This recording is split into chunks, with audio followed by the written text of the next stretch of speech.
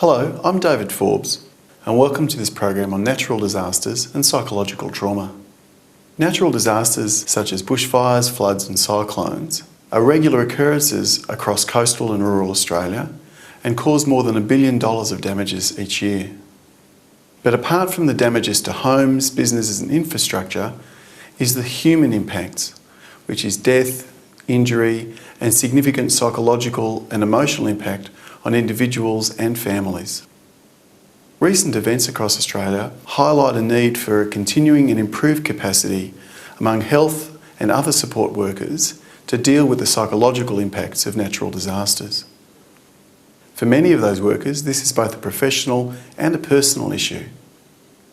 In 2009, we produced 2 DVDs based on the Australian guidelines for the treatment of acute stress disorder and post-traumatic stress disorder. Following the bushfires of that year, the Rural Health Education Foundation distributed almost 20,000 copies to health practitioners across Australia. The community DVD, Recovery from Trauma What Works, won an International Health Media Award. Since the development of these DVDs, Australia and its neighbours in New Zealand and Japan have been rocked by a series of terrible disasters. The program you're about to watch includes the original program aimed at health practitioners, which describes and demonstrates the Australian guidelines and their practical application. Our new program includes leading trauma experts such as Professor Brett McDermott, who will talk about the application of the guidelines following natural disasters to children and adolescents, and Professor Richard Bryant, who will relate the guideline recommendations to the aftermath of natural disasters. Firstly, let's hear from Brett McDermott. Brett's a director of Beyond Blue, the National Depression Initiative, and also an expert in the emotional effects of natural disasters on children and adolescents. Australia actually has a very kind of rich tradition for research after natural disasters like bushfires. So I've personally been involved in looking at 4,000 children after a Sydney bushfire. We in fact branched out and looked at another 3,000 children after Cyclone Larry, and we've been involved in the Victorian bushfire response, mainly by helping the Australian Centre for Posttraumatic Mental Health create their Level 3 resource, their therapy resource. So probably 3 or 4 disasters by now. In terms of what happens to children and adolescents after a disaster, there is a great diversity of kind of responses. We do know that very early on, in the first weeks or even up to 3 months after a disaster, then distress in its various forms is actually very common. An important thing is that most kids actually resolve all by themselves without any intervention at all. So after Cyclone Larry at 3 months, there was only 12% of children who had ongoing issues. But of course 12% of itself is quite a large number. So it's normal to be distressed early and it's normal to resolve, but unfortunately a percentage of kids and adolescents, depending on the disaster, will have ongoing emotional issues. In terms of identifying kids and adolescents after an event, it firstly depends on their age, because a lot of the symptoms are very age dependent. So for adolescents, for instance, they have very adult presentations. So an adolescent might present with classic post-traumatic stress disorder or another form of anxiety disorder like a phobia or depression. And generally how an adolescent presents is actually what they experienced during the event. If you experienced a lot of fear and very high threat perception, you'll go down the post-traumatic stress disorder path and the anxiety path. If you had a lot of grief and loss, you'll go down the depression path. If you had both, you'll go down both. For younger children, the intellectual model, it's more easy to conceptualise younger children as having some sort of developmental delay. So they've been travelling along their normal development, they've experienced this traumatic event, and they've fallen off their normal trajectory, their normal development. And this is usually seen by parents and teachers as others, as younger children acting much younger, being much more clingy, They might be sucking their thumb where they stop doing that. They might be wetting their bed. They stop doing that. They might have had control of their behaviours and now they're having tantrums. They might be very clingy and sleeping in their parents' bed. So adolescents and older kids, adult presentations, younger children, this concept, this idea of acting younger, of being regressed after the event. In terms of categorisation of symptoms, I think that a lot of people make the mistake of getting stuck on post-traumatic stress disorder, and we just need to get beyond that. If you have a lot of fear and threat perception, you'll get PTSD. But in children, you might get other forms of anxiety condition as well. You might get a simple phobia that's related to the event, a fear of smoke, a fear of fire, a fear of water or wind or floods. Or you can get generalised anxiety disorder, so you might be fearful of many, many things. So threat and fear down the anxiety PTSD path. But of course, what we know about natural disasters is you can actually experience significant grief. You might have the death of a loved one. In children, you might have the death of a pet, which is a much loved kind of family pet, or you might have a lot of loss. Those people are much more likely to go down the traumatic grief and depression pathway. Some people are interested about children who are not actually there at the time. We do know that children do get survivor guilt, which is something described very, very well in adults. Survivor guilt is, if I was only there, I could have done something to help. If I was only there, the outcome might have been different. So they can get survivor guilt. They can also get very anxious and very concerned about the welfare of their friends. One thing we've noticed in recent disasters is disasters take out the electronic media, and kids can't Facebook and they can't text, and they get very worried being out of contact with their friends. So they can get anxious and distressed. That's usually short-lived, about not being there and not seeing their loved ones. Treatment is somewhat dissimilar to treatment of adults.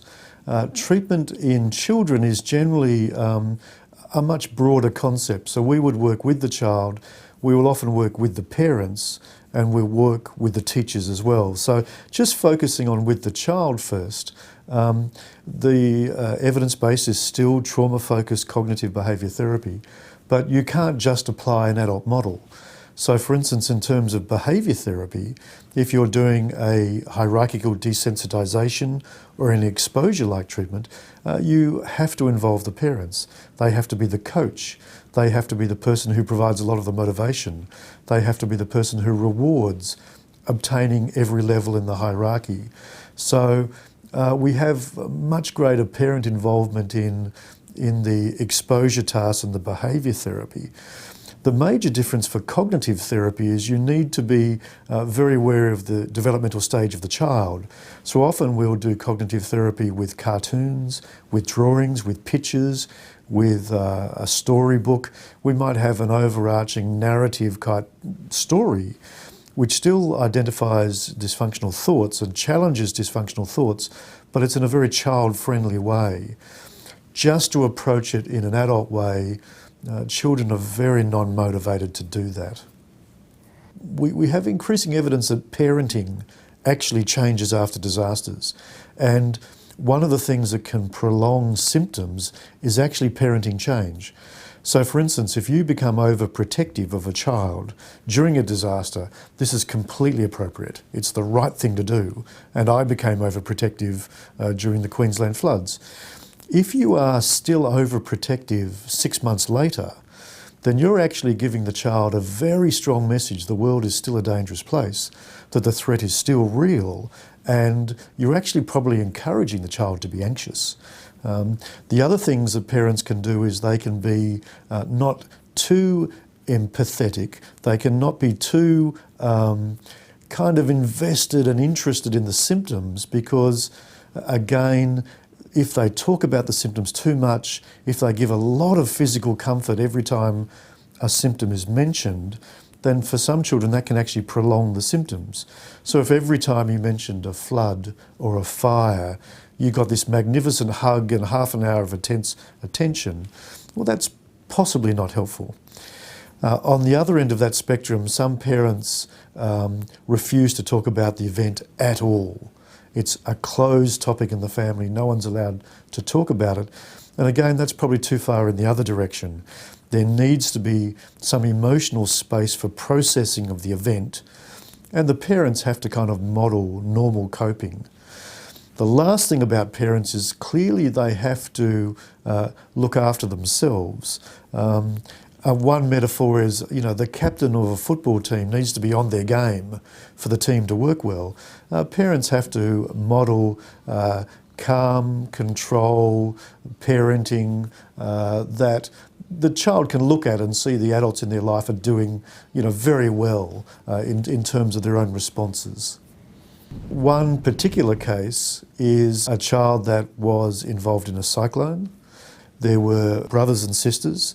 The younger child became incredibly clingy. So this is a child who's about 6 years of age, started to sleep in the parents' bed, refused to go to school, was really very distressed if they were separated from the parents for any length of time at all, to the extent that they had kind of full-blown school refusal. The year before, they very happily went along to kindergarten. So that was really quite an issue for the family. The older child had a very phobic response, would check outside the house every day to see if it was cloudy, if it was going to rain. If it was windy, the child refused to go out of the house. They stopped going to parties and sleepovers and was in fact extremely anxious. And they also had some classic sort of catastrophising thoughts that cyclones and storms would happen regularly, the house would be damaged again, someone, mother or father, might be killed next time. So this really kind of disturbed the whole family and the family dynamics. The parents were very anxious and distressed. And, really that family needed not only an individual approach, but a family approach, working with both parents and children. In terms of the revised PTSD guidelines, it's very exciting in that we have more child and adolescent practitioners on the central committee that are developing these guidelines. I think we'll be able to put more time and effort into looking at the two major types of child trauma. And these are essentially single incident traumas, things that only happen once, like a motor vehicle accident or a natural disaster, or a one episode of assault or trauma, as opposed to complex post-traumatic stress disorder. Some people call it type 2 trauma, where young people have had multiple traumatic events, like sexual abuse and physical abuse, living in a very domestically violent household, that kind of thing. These are actually very different conditions, and the evidence base for both those conditions is very different. You can't apply the evidence of one to the other. So we're very excited. We feel that the new guidelines will talk much more to the research on children and cover the breadth of traumatic experiences that children have. Thanks, Brett. Let's go to Richard Bryant. Richard is an expert in early intervention following trauma, particularly following natural disasters. Richard will relate the approaches included in the guidelines to the aftermath of natural disasters in Australia. Other properties in Russell Street actually just blown away. The level of the water just came that quickly. I spoke to the staff down near the coffee club corner, and they literally had to run from the building as the water just rose rapidly. Well, the psychological impact after a disaster is a very broad issue. There are many different types of reactions people have, and I think that's the first point to note. Not everybody reacts the same, and not everybody reacts at the same time. If we talked about the main sort of responses, we have post-traumatic stress disorder, which is a common response initially in the first few days and weeks. And when we talk about PTSD, we're talking about people who have very intrusive, distressing memories, nightmares, can't stop thinking about it. And they're just not the thoughts that we often have of a bad event. These are thoughts that really bring back the experience. They're very distressing, they're very real. It's a bit like reliving the experience. Now, these experiences are so real that typically people want to avoid them. So part of PTSD is people effortfully not thinking about it, staying away from reminders of it. So somebody who's been through a flood, for example, or very bad cyclones may avoid anything to do with water, simply because that is reminding them of the event. And it's generalised anxiety as well. This builds up, and people typically have problems sleeping, concentrating, they'll be irritable. Often this interrupts work and social life very, very significantly. But PTSD is just one issue. The other issues are depression, which is very, very common, often more common than PTSD, when there's a disaster where people have sustained real pressures and loss that go on for a fair while afterwards. But there's a range of others. If there's death, often people have complicated grief that can last for a long time. It can lead to substance use. It can lead to other sorts of anxieties, not just PTSD. So it's a broad range. But having said that, we need to acknowledge that most people don't develop a problem. Even though in the initial days and weeks, a lot of people will, what we know from a lot of studies is that over time, most people will adapt. Most of us are resilient. And most people, if the situation is right, if their environment has been able to rebuild and their social life has been able to regroup, then most people are able to basically get over it and get back to things. The proportion who don't, it varies according to the sort of event. But often we see figures of 10 to 20% of people after a significant disaster will have PTSD or some other related disorder. We're lucky to all be still alive, I think. That was deadly. Yasi took aim and cut it to pieces. Shell-shocked locals staggered into the streets, and no matter where they looked, Tully was a twisted mess. It looks like a war zone. When you have a natural disaster that affects everybody, and not just everybody but also the infrastructure, the schools, the churches, the capacity to meet, where I buy my bread, this does have a very, very significant impact, because even though I'm dealing with my own personal responses to the experience, my capacity to then feel like I'm back in control and to get back to my normal life has been undermined, because my normal life doesn't exist. My normal social rules and activities, they don't happen like they used to because things just aren't there. If we looked at things like the Brisbane floods or the Victorian bushfires, where we had entire towns essentially had to relocate, my social network is not there, my social support is not there. Now we know that social support and having one's normal capacity to rely on people, it is one of the most important buffers against developing a psychological problem after a disaster. If we take that away, then it's a bit like a double whammy. I'm dealing with the experience on that day, but in the aftermath, when I'm trying to make sense of it all and put it all together, I'm constantly then dealing with this ongoing stress of not having that support. And really, if we looked at probably the best example in recent years would be New Orleans after Hurricane Katrina. A massive event that affected thousands and thousands and thousands of people, an entire city. When we looked at over time, what happened is that people there really had enormous problems in the long term because the entire city was dysfunctional. People did studies in New Orleans and they found that rates of depression, suicidality, PTSD actually increased as time went on, which is very unusual. We tend not to see that after a disaster.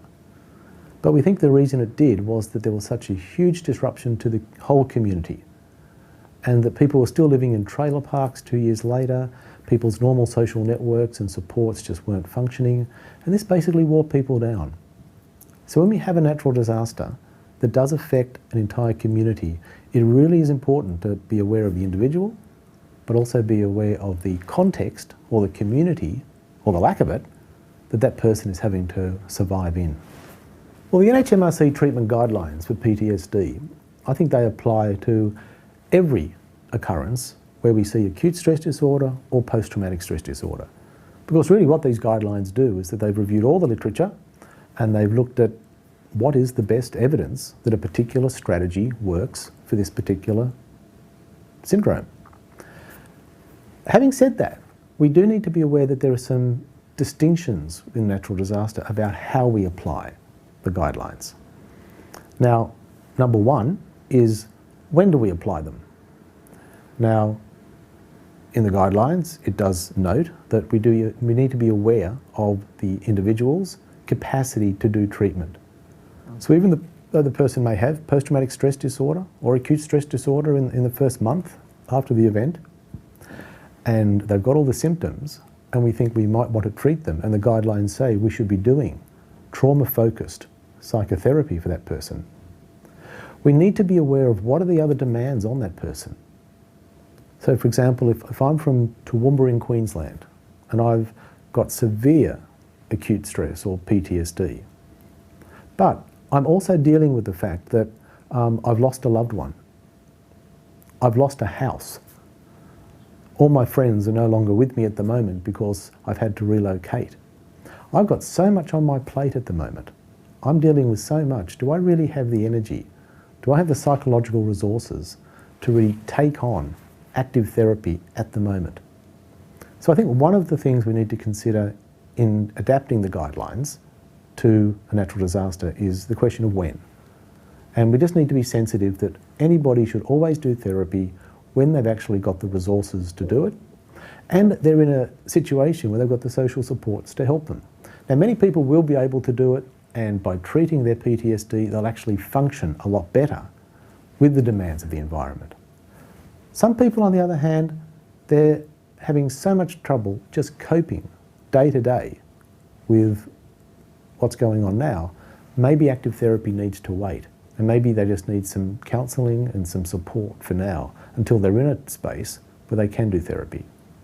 I think another thing we need to think about in terms of disasters is, how do we detect people? Because clearly whenever we're going to apply the guidelines for acute stress or PTSD, we need to be able to identify these people. Now, this is an issue after disasters because often in the acute phase, when there's a lot of public attention on the disaster, it's on the 6 o'clock news, it's in all the newspapers, everybody's wanting to help, that's not necessarily when most people are going to want the help. What we've learned over time is that many people actually experience the psychological effects of the disaster at quite some time after all the attention has actually eased. This can happen for a number of reasons. For many people who have been affected by a disaster, they're not used to psychological problems. These are people who have gone through life and they've been very, very resilient. But then something like this has really turned their lives upside down. For them, they might need to then be months or even years later, they realise I'm really not coping with this and I do need to get help. For others, it's the demands of the post-disaster environment does wear them down. In fact, after the bushfires in Canberra a number of years ago, the peak of people seeking psychological help was a couple of years after the fires. And one of the reasons we think may have contributed to that was that a lot of people weren't properly insured, and rebuilding and dealing with insurance companies was very, very stressful. And people weren't really making the gains they were hoping to, and this wore people down. So I think, again, in applying the guidelines, we just need to be aware that we need to be able to identify people, and that sometimes can be very, very difficult. One of the big challenges that the field has dealt with in recent times is, what are the right interventions we give people immediately after the event, in the period after that, and also in the longer term? Because one of the things that we've always known is that most people are very distressed in the initial days, and we don't want to go and be providing people with therapy at that point because they don't need it. One of the things where I think we've grown up a fair bit over the last 20, 30 years is that we've recognised that being unhappy and distressed after a disaster is not a strange thing. It's an entirely normal human response to something that's very, very unsettling. People have struggled with, what do we do in those first few days? 20 years ago, the mode was to do variants of psychological debriefing, and where people would go in and literally try to prevent PTSD from happening in the first day or two by asking them to talk about their experiences and asking them to basically ventilate their emotions and their thoughts about the experience. And the idea was that this would somehow facilitate recovery. What we've learned over the number of years is that doesn't really help in terms of preventing PTSD. So what people now do is that they've rebadged psychological debriefing in a way that it's now called psychological first aid. It's not meant to prevent PTSD. It's not meant to prevent any other psychological disorder. It's not meant to be a mental health intervention as such. What it really is, it's an approach that we will use in the first couple of days after a disaster or another form of trauma, where we essentially try to help the person cope. And so it has a number of strategies that involves engaging with the disaster survivor, helping that person feel in control again, meeting any essential needs they have, whether they need a blanket, food, a mobile phone so they can call family, trying to lower their arousal. One of the things we do know from a lot of research is that very high arousal in the first days after a trauma is going to be very predictive of subsequent PTSD. Trying to calm the person down, teaching them strategies just to take it easy. Trying to help the person engage with their social supports. So if the person has got friends or family, getting them in touch with those people because we know that's probably going to help. Giving them any education and any referral sources that we think might be useful at that point of time. And screening the person if possible. So if a person's showing very, very significant signs in that very early stage of significant problems, if a person's suicidal, if they've got a history of substance dependence, something like that, psychotic, we would get help for them immediately. So at the moment, we have psychological first aid that's taught very, very widely around Australia. And importantly, it doesn't need to be delivered by very qualified mental health professionals. After the Victorian fires, for example, there was a great deal of training done on psychological first aid with all sorts of personnel. It doesn't take too long because a lot of these skills are really basic common sense. It doesn't require specialist training. But we were teaching all sorts of people who we thought would come into contact with survivors. Because many of these survivors are going to be going to Centrelink, they're going to be going to government agencies, they're going to be going to all sorts of places. And those personnel need to deal with these people. So what's the right skills we can give them to do that?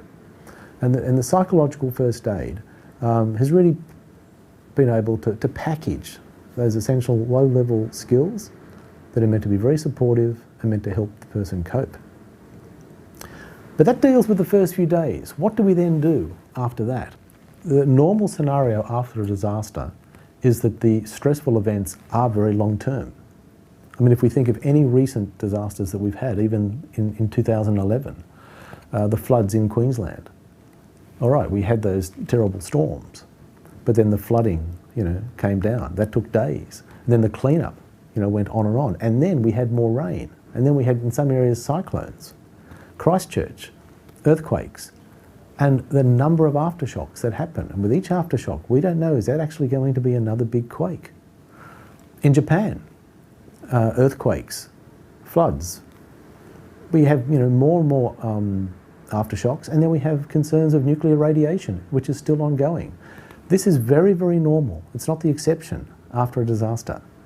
And so it is important to teach people how to be able to lower their arousal.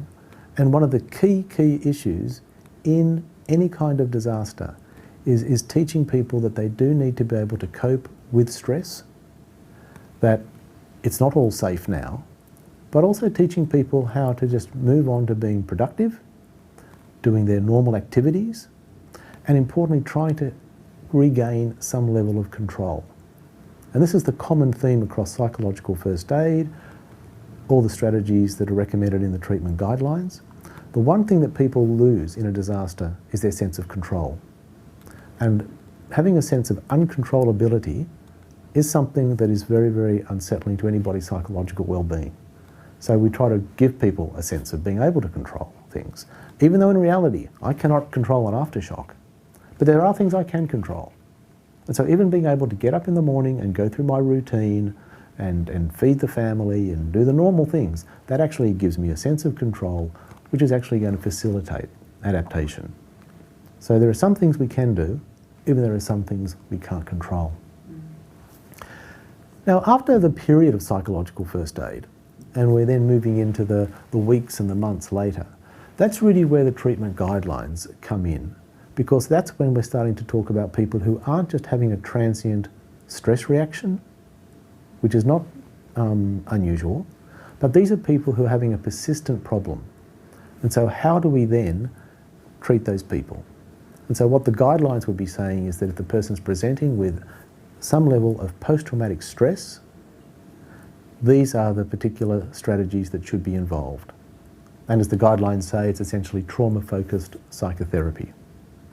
I think one of the important messages that everybody should remember when we're dealing with survivors of disaster is that everyone's going to react differently, and there's going to be a range of responses. In the acute phase, many will have post-traumatic stress reactions, but as the months go on after the event, you'll probably find there'll be less PTSD. There'll still be some rates of it though, but there will be depression, there'll be worry, there'll be sleep disturbance. We need to keep an open mind to the sorts of problems people have and recognise that there are good interventions for these. The guidelines speak to many of them, but just remember that many of them are not necessarily PTSD. Thanks, Richard. We'll go now to Professor Mark Creamer as he introduces the original program. The cases used here to demonstrate the application of the guidelines to trauma cover a range of trauma survivors, but don't include an example of a survivor of natural disasters. Importantly, however, the guidelines apply as much to acute stress disorder and post-traumatic stress disorder following natural disasters as they do to the cases demonstrated. The process for screening stress responses and recommended interventions for these kinds of difficulties are consistent across the areas of trauma.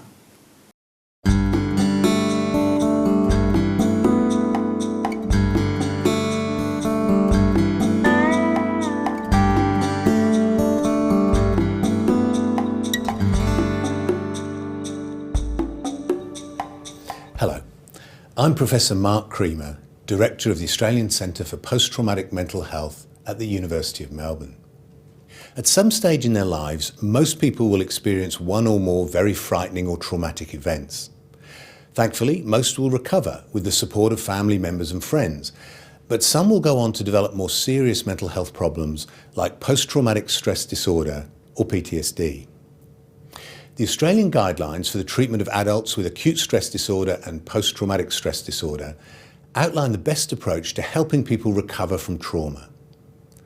The guidelines were supported by the Australian Government, and they were developed in consultation with experts and people affected by trauma. The guidelines have been approved by the National Health and Medical Research Council and endorsed by the key professional associations, the Royal Australian College of GPs, the Royal Australian New Zealand College of Psychiatrists, and the Australian Psychological Society. This DVD aims to help practitioners understand the practical applications of the guidelines to ensure that people affected by trauma get the best possible care. The goal is not to teach you the skills, but to make clear what the guidelines recommend. And I emphasise that these are recommendations. They're designed to inform clinical judgment, not to replace it. After watching the DVD, we hope that you'll have a better idea of the key points in managing patients following a recent trauma. We'll tell you about some tools you can use to screen for traumatic exposure and PTSD, and we'll give you a better understanding of best practice treatments for these problems. I hope you'll find this DVD useful.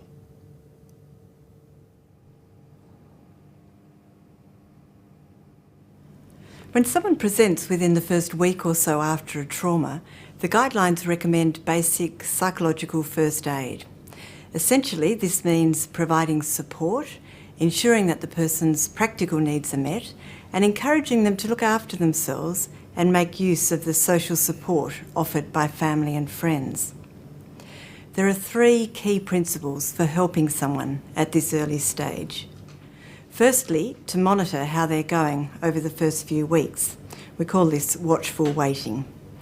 Secondly, to provide only as much assistance as is needed, with an emphasis on practical needs like safety. And finally, to encourage return to normal life and routine as soon as possible. We keep intervention to a minimum because most people will recover on their own, using their usual coping strategies and supports. Intervening more than is necessary could interfere with this natural recovery process. The idea of returning to normal routines at work or around the home is that it provides structure and purpose which will help the person to recover. People should be encouraged to return to normal activities as soon as possible as a way of helping them to feel better. But of course, they may need support from work, family and friends to help them to do this. The guidelines recommend against the routine use of psychological debriefing, which is requiring the person to talk through their experience and emotional reactions in a detailed and structured way. And that raises the question of whether people should be encouraged to talk about what happened. Everyone's different. Those who want to talk about their experience should be encouraged and supported in doing so. And those who don't want to talk about it shouldn't be pushed. It's important to remember that we're talking here about the general approach for people who've been through a traumatic event. As you'll see later on, the approach is different for people who have developed more serious problems like PTSD. There are a small number of indicators that are important to consider in your early assessment. The first of these is the person's presentation. Normal reactions to trauma can vary a lot. Most people are distressed in the immediate aftermath, so the presence of distress is not in itself cause for concern. We need to consider the severity of the distress, its course over time, and its impact on the person's functioning. If the distress is manageable and is reducing over time, there's probably no need for intervention. But if the distress is interfering with relationships, if it's preventing the person from carrying out their normal activities, or is escalating in severity, we wouldn't want to let it continue without some intervention. The second key indicator is the person's coping resources. Do they have resources at their disposal to help them cope, such as exercise, involvement in rewarding activities, breathing and relaxation strategies, as well as social supports and a safe environment? Good support from family and friends is very important in normal recovery. We also need to keep a lookout for ways of coping that are unhelpful, such as overuse of alcohol or drugs, keeping overly busy, withdrawing from others and from enjoyable activities, and taking unnecessary risks. Thirdly, we need to consider risk factors. Known risk factors for developing problems after trauma include the severity of the trauma. For example, the degree of life threat to self or others, how long it went on for, whether it was repeated, and whether it was interpersonal in nature. Other life stresses, either current or likely to be coming up in the near future. And a past history of trauma or previous psychiatric disorder. We'd also check on any current risk to self or others. All of these indicators should be used to guide decisions about whether to intervene, and if so, how best to do so. We'll now hear from John, who was in a serious car accident 7 days ago. Although he wasn't seriously injured, he thought he was going to die, and it was certainly traumatic for him. In fact, motor vehicle accidents are the most common cause of PTSD in Australia. John, can you tell me how things have been for you since the accident? I just haven't been myself since the accident. I've been very irritable and moody. I'm still at work. I work as a mechanic. Okay. But I've been very snappy with my workmates, and I've started making mistakes. So far my boss hasn't said anything, And the others generally seem to be cutting me some slack because they know about the accident. Okay. And how are things at home? I'm grumpy at home. I don't want to talk to my wife about how I'm feeling and what happened because I don't want to upset her. She wants to talk about what happened, but I'm just not sure. Okay. Are you sleeping okay? My sleep is a bit of a problem. I've been waking up during the night and having bad dreams about the accident a few times in the last week. Okay. Do you think much about the accident during the daytime? I get very upset when I'm watching TV because there's so many shows, action movies and ads with car accidents in them. I find I've just been getting upset, so I haven't watched much TV in the last 3 to 4 days. Right. Have there been any signs of improvement at all over the past few days? I feel a bit better than what I did a couple of days after the accident. And the whiplash has also settled down a bit. Okay. I'm not driving yet. My wife has been driving me to work. I find it takes a lot of effort even to go as a passenger. Right. I'm pretty exhausted and stressed out by the time I get to work, and it's only a 15-minute drive. Okay. Are you doing anything to look after yourself? I walk after dinner. Okay, good. But I can't run as I usually would because of my neck. Yeah. I have a couple of beers when I get home from work just to calm me down a bit. On the basis of what John is telling us, it seems that he's still quite distressed, although less than he was in the first couple of days after the accident. He's still working, but his job performance is less than ideal, and his wife has to drive him there. At home, he's coping, but irritable. In terms of coping strategies, it's good that John is going for a walk each night.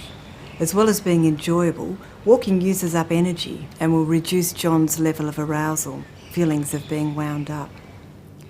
But we'd want to keep an eye on his alcohol use. A couple of beers most days is not necessarily a problem, but we need to check that John's not understating his consumption and that it doesn't start creeping up.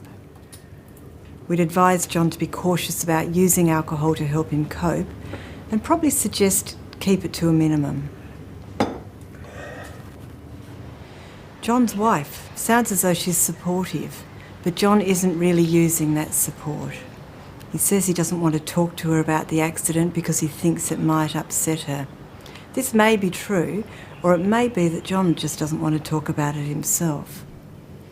Either way, we wouldn't push John to talk about the accident if he doesn't want to, but we would encourage him to talk with his wife about how he's feeling and allow her to provide the emotional support that's so important at a time like this.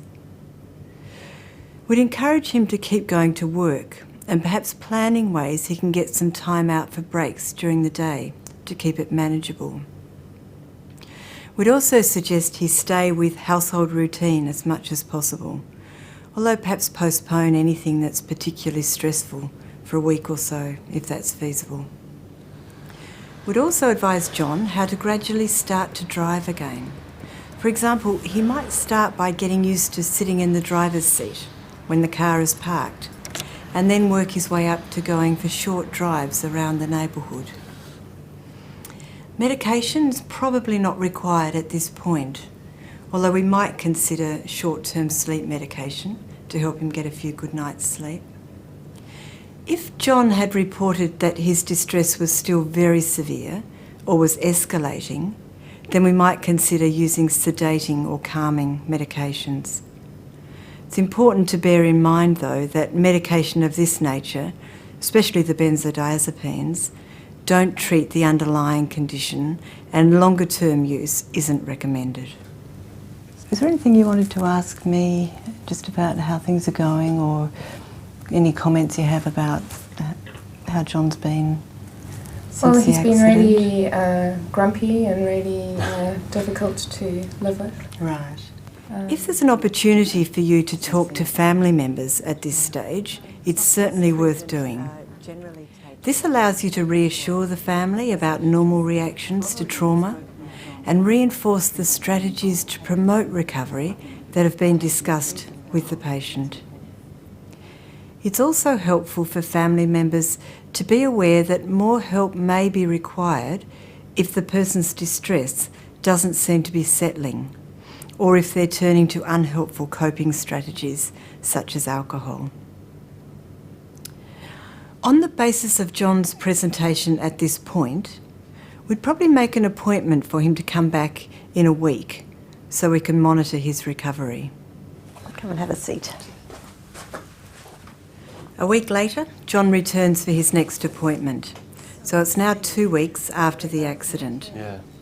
We're looking for whether John's level of distress has abated or continued, whether he's using effective coping strategies or any problematic strategies that might be getting in the way of his recovery. We also want to see if he's been able to enlist support from family or friends. If we find that problems have persisted, we'd start to consider whether John has developed a mental health problem following the trauma, such as early signs of PTSD, adjustment disorder, anxiety, depression, or substance use. We'd also consider the possibility that there may have been a pre-existing condition that's been exacerbated by the trauma, or that memories of traumas from the past may have resurfaced. So, John, it's been a week since we last met. How have things been for you over that time? Not much has changed. My sleep is still a bit of a problem. I haven't been having the bad dreams as much, but I am still having them. I've been waking up pretty frightened and just saturated with sweat. I'm still finding I've been getting upset watching TV shows with accidents in them. Sure. How have things been at work? My concentration at work still isn't good enough. I'm making errors. Nothing too major, but I've noticed that my workmates have been looking over my work afterwards in a way that they didn't do before. I find I've been getting startled and just generally feeling pretty edgy. Okay. Are you driving now? My wife is driving me to work. Okay. I just feel too nervous about it. My mates have been telling me that I should just put the accident behind me, but I just can't seem to get it out of my mind. I'm still having trouble talking to my wife about it. Okay. Are you looking after yourself? I'm still walking after work. Okay, good. Well, my wife and I went to the movies the other night. Yeah, that relaxed me a bit. Well, we walked because it's only a 15-minute walk down the road. I've been having about 2 to 3 beers almost every night just to calm me down a bit. So it's 2 weeks after the accident and it's the second time we've seen John. We'd hoped that his symptoms and problems would have settled down by now, but he's still clearly distressed by memories and nightmares of the accident, still avoids a range of activities related to the accident, like driving, and is generally hyper-aroused. He's using some coping strategies like walking and going to the movies, but these don't appear to be helping much. Although he's going out with his wife, John's still not talking to her about the accident or how he's coping, so he's not really using the social support that's available to him as much as we'd like to see. So at this point, we'd probably make the judgment that John's symptoms are not settling and he'll need some further assistance.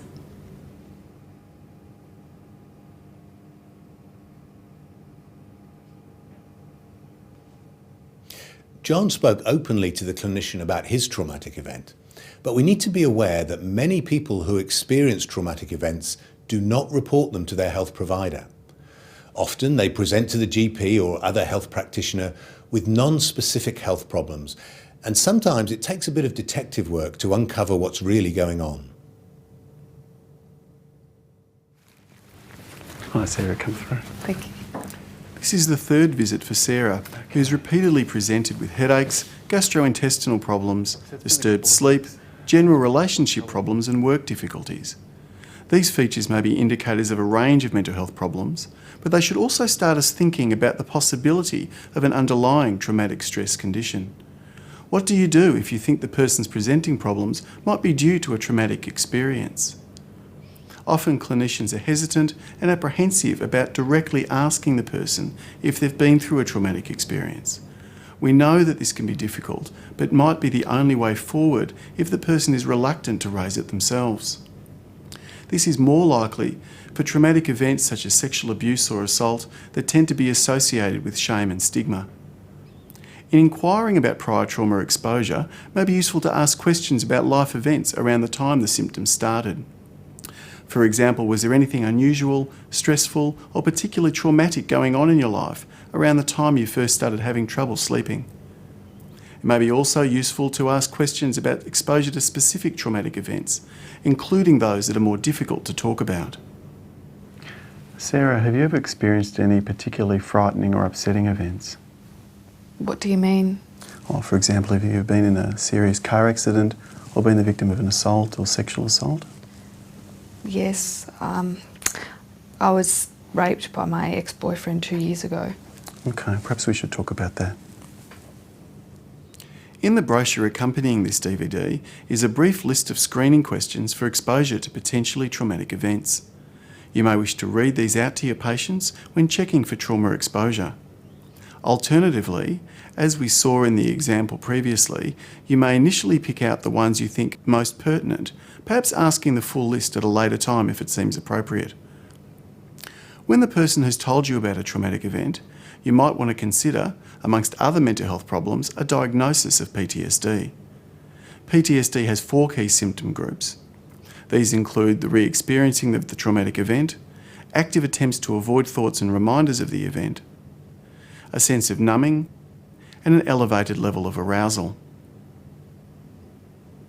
In the re-experiencing symptoms, the person experiences distressing and intrusive thoughts about the trauma or nightmares about it, and is often distressed and upset by reminders of what happened. Distressing thoughts intrude into the person's mind with little prompting. The avoidance symptoms may be active avoidance, where the person will actively try and push thoughts and feelings out about what happened and stay away from reminders. For example, a motor vehicle accident survivor may stop driving and stay away from the suburb where the accident happened. The avoidance can also be what we call passive avoidance, where there is an involuntary shutdown of the person's emotional state. They feel numb and have difficulty experiencing positive feelings like love or happiness. The numbing offers some protection against feeling overwhelmed by distressing emotions, although it obviously starts to interfere with their relationships and their quality of life. The final group of symptoms are the hyperarousal symptoms. This is where the person feels keyed up or on edge and are on the lookout for further signs of danger. This heightened arousal is also commonly associated with sleep and concentration problems, irritability, and heightened startle response. For a full list of symptoms in PTSD, you may wish to consult the accompanying brochure. As in the case of Sarah, once the person has identified one or a number of exposures to potentially traumatic events, it's useful to screen for PTSD. A 4-item screen that was developed for use in primary care has been included in this brochure. The next clip demonstrates the use of this brief PTSD screen. Sarah, traumatic experiences like the sexual assault that happened to you can lead to particular sorts of what we call post-traumatic mental health problems. I'd like to check with you whether you're having any of those sorts of problems. Is that okay? Yeah, okay. In the past month, have you had nightmares about it or thought about it when you didn't want to? Yes, I have a lot of bad dreams, at least one a week, sometimes more. Okay. Have you tried hard not to think about it or gone out of your way to avoid situations that reminded you of it? Yes, and if it does come to mind, I try and push it away as quickly as I can. And I avoid people who know about it because I'm worried that they'll want to talk to me about it. And I haven't had a boyfriend since. Okay.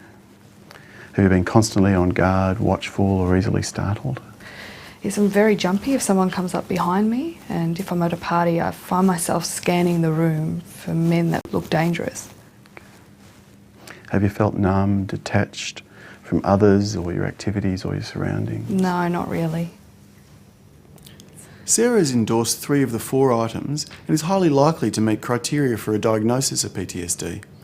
At this point, we suggest practitioners conduct a more thorough assessment. As part of that assessment, it may be useful for the person to complete a brief self-report questionnaire. The measure we recommend is the PTSD checklist, called the PCL for short. It's quick and simple to use, and it's free. The brochure accompanying the DVD explains how to get a copy. Periodic use of the PCL can also be helpful in assessing changes in the person's PTSD symptoms over time.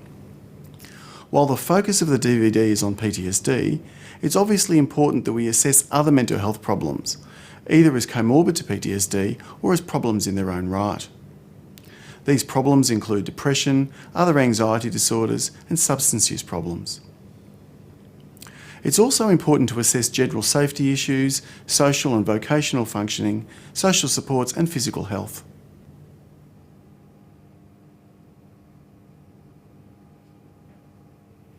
Effective management needs to focus on the whole person. We don't only think about their mental health problems, we also consider their broader psychosocial rehabilitation and role functioning. For the purposes of this DVD, however, we're mainly going to focus on treatments that address the symptoms of PTSD.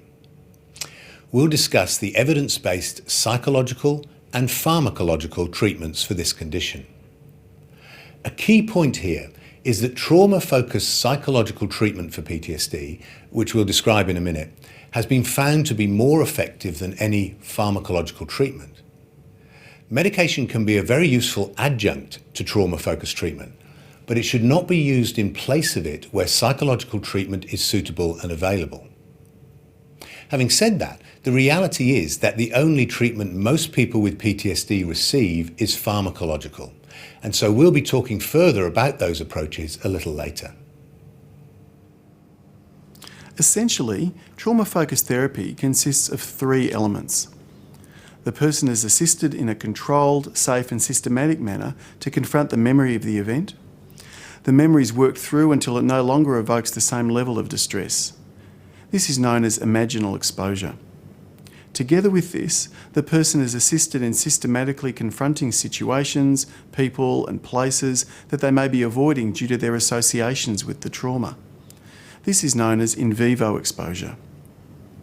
Finally, trauma-focused therapy also includes assisting the person address any unhelpful interpretations about the trauma and what it means about themselves, their relationship with others, and the world that might be interfering with their recovery.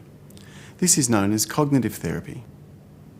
These interventions usually take the form of trauma-focused cognitive behaviour therapy, CBT, or eye movement desensitisation and reprocessing, EMDR, that's conducted in addition to in vivo exposure. Importantly, it's strongly recommended that practitioners seek training in trauma-focused treatment before providing it. Alternatively, referral to practitioners trained in this treatment is recommended. Although trauma-focused treatment is recommended, it's important to emphasise that this doesn't mean that you start your interventions with trauma-focused work. Routine clinical practice would embed the trauma-focused work in a treatment plan that includes stabilisation and engagement, providing education about responses to trauma and treatment options, general symptom management, and addressing issues of relationships and role functioning. These components of treatment are very important, and clinicians can do a great deal in these areas. Generally speaking, the trauma-focused phase of treatment would include about 8 to 12 sessions. Further sessions may be required where there are several problems that arise from multiple traumatic events, if the PTSD co-occurs with traumatic bereavement, or if the PTSD is chronic and associated with significant disability and comorbidity. The development of a robust therapeutic alliance may require extra time for people who have experienced prolonged or repeated traumatic exposure or have experienced an interpersonal trauma. For those of you who are going on to provide trauma-focused therapy, the guidelines provide more recommendations on how to conduct this intervention.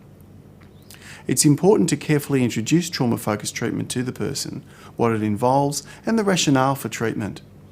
Even if you're referring on, it's helpful to explain what the person might expect. Sarah, from what you've told me, it sounds like you might be experiencing something we call post-traumatic stress disorder, or PTSD. The most effective treatment for PTSD is what we call trauma-focused therapy. Would you be prepared to give it a try? Well, I guess so. I'm willing to try anything that will help me to feel better. But what does it involve? Well, the most important thing when getting help for PTSD is to target the memories or the events that are causing this stress. Treatments that help you to cope are helpful, but not as helpful as those that actually target the memories. I'm not sure I could handle that. I can't bear to think about the rape, let alone talk about it. It is difficult, but important to remember you'll be confronting the memory of the rape at your own pace. And importantly, you'll be learning skills and strategies to help you manage the painful feelings before we deal with the memory. If I do it, what exactly will happen in the sessions? Well, trauma-focused treatment's got three main parts. The first part helps you to gradually face the memories. While we're doing that, you'll also be gradually facing situations and activities that you might be avoiding until they no longer upset you as much. And finally, you'll be exploring thoughts and beliefs about what happened that may be getting in the way of your recovery. So how does the treatment work? Traumatic events like the event that you've experienced can be so overwhelming that it's often very hard for the mind to make sense of it like we would for everyday events. Trauma-focused therapy is a way of working through the memory in a safe, gradual and supportive way.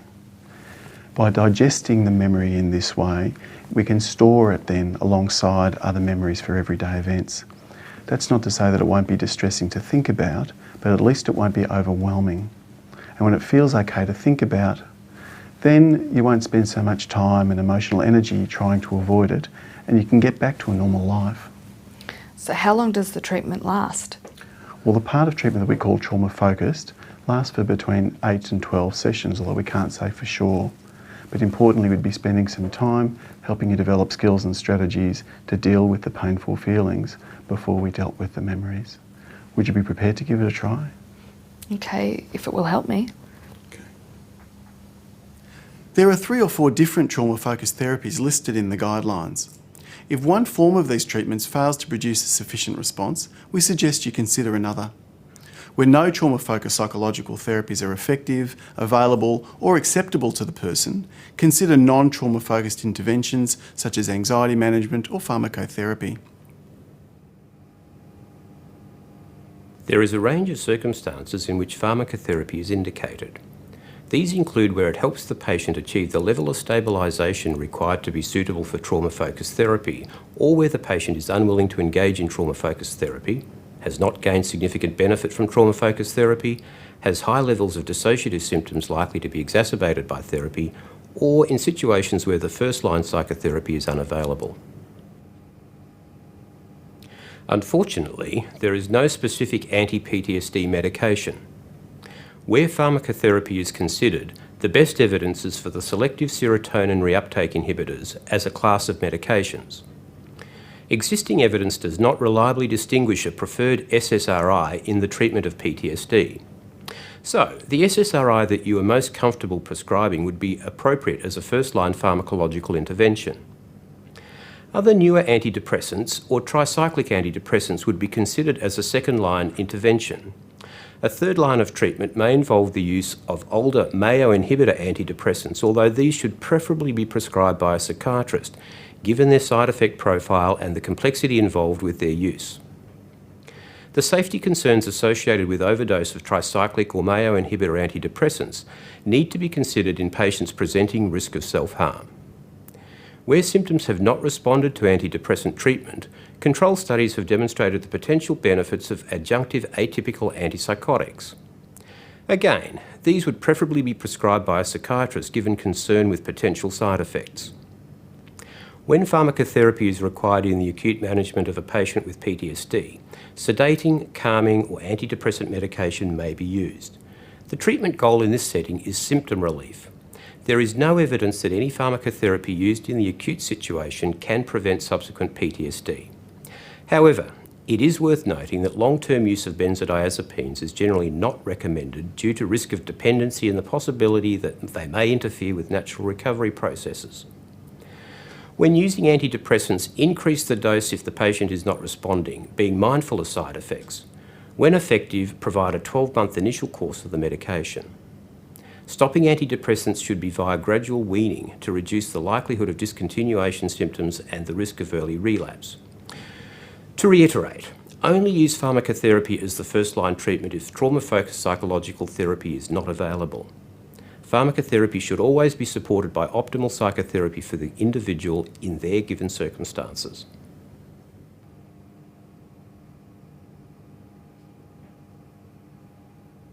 In the case of Sarah, we talked about assessing and treating PTSD as a single diagnosis. More commonly though, patients with PTSD present with a range of associated problems. The most common of these are depression and substance use disorders.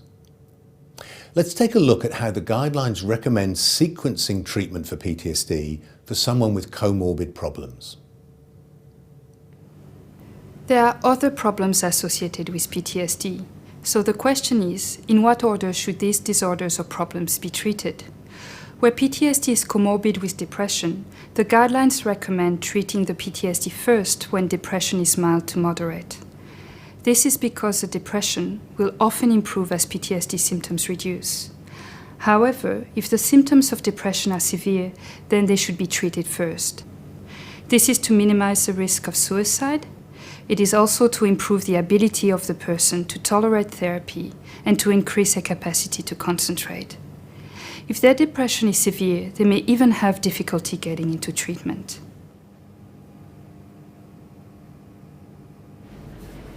Stephen is a policeman who was recently assaulted after pulling someone over for a traffic offense.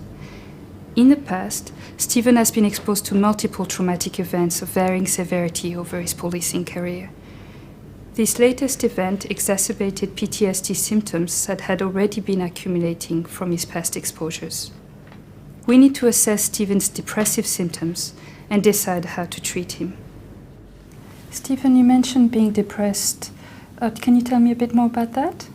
Yeah, look, I generally feel down and flat, and there's not much that interests or motivates me. Sometimes, though, when I get into something I really like to do, I like go fishing with a friend, I start to enjoy that after a while, but I wouldn't be the one organising it or going out on my own. Whereas in the past I'd be jumping at the opportunity. Okay. What about at home? Would you find it hard to get going, or do you do things at home? Yeah, I tend to do a few things around the house since I've been off work. Fix things here and there, tidy up a bit, but I find that I don't feel like doing much. I get tired quite easily. Yeah. And is this the first time you felt like this? No, it's happened before, about 5 years ago. Right. I went through this for a few months, but I came out of it somehow. I went on holidays with my wife and things at work got a bit better and things generally improved. Okay. Yeah. Are there times when things are more difficult for you, where you find it difficult to cope with particular things? The nightmares get the better of me, though when I've had a hard night, I'm really flat and exhausted the next day, and I generally feel much edgier. Right. And is there times when things get so difficult you feel like ending it all? Occasionally, I wonder whether life's worth living and whether I could beat this thing. Going back to the police work though, I'd find that pretty difficult right now. I just can't see myself going back. I just wonder what there is left for me after that. You know, it's who I am and what I do. The thoughts, they come and go, but they don't stay around too long. I just tend to tell myself, don't be stupid. Just, you can get through this. And then I just distract myself. Given Stephen's presentation, the guidelines would recommend treating the PTSD first. Stephen's depression does not appear so severe that it would get in the way of the treatment for his PTSD. He's still able to concentrate sufficiently and get himself to treatment. There is no active suicidal intent. A particularly down day often follows on from trauma-related nightmares. So this is further indication that if we can treat his PTSD, we could expect improvement in his depression. We would probably not suggest that medication is required at this point, as his PTSD and depression may respond to psychological treatment. Although, if Stephen's symptoms weren't improving with the initial provision of psychological treatment, we would reconsider whether adjunctive pharmacotherapy would be helpful. If Stephen's depression was more severe, if he was having trouble getting out of bed most of the day, had difficulty maintaining attention in a session, or active suicidal intent, we would recommend treating the depression first. The other most common comorbidity to consider is substance abuse. The current recommendation is to treat both simultaneously. This is because the two conditions are likely to interact to maintain each other. When treating simultaneously, however, the substance use should be controlled before the trauma-focused component of PTSD treatment begins. There are three important indicators to be considered in terms of patient readiness for trauma-focused therapy. The first is that patients should be able to have at least 2 substance-free days per week. The second is that they can attend treatment sessions without being under the influence of the substances. Lastly, it is important that they can deal with general stressors, conflicts, and triggers without immediate recourse to substance use. The issue here is that substance use before or after trauma-focused sessions interferes with the kind of information or emotional processing that is required for the trauma-focused therapy to be effective. When people present with substance dependence, intoxication, or acute withdrawal, the substance use disorder should be treated first. Stephen, can you tell me a bit more about your drinking? I have 8 to 10 beers a night. It depends, of course. I'd have more if I had a fight with my wife or had a particularly bad nightmare. Right. And you're drinking every day? Yeah. How has that affected your home life, your ability to do the things you need to do? Look, I let people down, and more than one occasion I've left my children at school. I forgot to pick them up after I've had a big night the night before. Given the level of drinking that Stephen has described, we would not be looking to start trauma-focused therapy yet. He's drinking every day, clearly also drinking more in response to stressors and triggers. Here the guidelines would suggest that the PTSD and the alcohol problems can be treated at the same time. The PTSD treatment that we would recommend at this point includes education about PTSD, helping Steve to understand the range of triggers and trauma reminders that are exacerbating his condition, developing a treatment alliance, and developing symptom management strategies. Once he has demonstrated a capacity to have a few alcohol-free days and not drink in response to conflict and stressors, we would then start the trauma-focused phase. Given some of the drinking is part of an attempt to lessen the intrusive symptoms of PTSD, it is important to try and treat these symptoms with trauma-focused interventions at the first available opportunity. Otherwise, there is a risk that the PTSD symptoms will exacerbate the drinking. In other words, the risk in delaying trauma-focused treatment for too long is that Steve may not be able to sustain alcohol-free time because of the re-experiencing symptoms will increase. When Stephen's drinking is under control, we would reassess the PTSD and depression, and if appropriate, start the trauma-focused treatment. In this DVD, we've attempted to describe the key points from the PTSD guidelines. We've talked about how we might assess and treat people with PTSD. If you would like any more detail about any of the issues we've raised here, you can download a copy of the guidelines from our website. The guidelines also include advice on applying these recommendations to specific populations, such as Aboriginal and Torres Strait Islanders and refugees and asylum seekers. We hope that this DVD has been helpful. Up to 65% of Australians are likely to experience an event which threatens their life or safety or that of others. As we've seen through this program, Most people recover from these events without developing serious problems. As health professionals, our ability to apply psychological first aid, screen effectively, and identify those with more serious and persisting mental health problems, such as post-traumatic stress disorder, is critical. The role of rural primary health care is vital in responding to the psychological impact of natural disasters. This program was produced by the Rural Health Education Foundation in association with the Australian Centre for Posttraumatic Mental Health. I'm David Forbes, thank you for watching.